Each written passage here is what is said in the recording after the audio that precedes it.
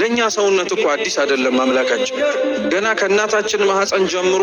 እሷ እናታችን ራሱ መንከባከብ ገና ሳትጀምር ሲንከባከበን የነበረን እኮ ነን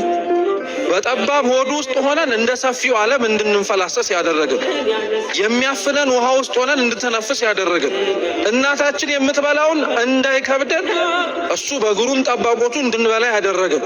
ማንም ሳይጠብቀን የጠበቀን ከውጭ እኮ ይከልለን የነበረው እኮ ቆዳ ነው ታውቃላችሁ ከውስጥ እኮ ሲጠብቀን የነበረው እግዚአብሔር ስለነበረ ነው አብዛኞቻችን ይኸው በሰላም በህይወት ተገላግለን ከእናቶቻችን ማህፀን ወጥተን ደሞችን ዓለም ውስጥ የተቀላቀልን አለ ከእግዚአብሔር በላይ ማን የሚጠብቃል ማን እኛን የሚያውቀናል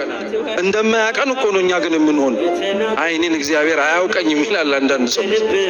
አንተን ማወቅ አይደለም ያበጃጀህም እሱ ስራችንን ክፋታችንን ስንመለከት ተስፋ መቁረጥ በጣም ሲጫነን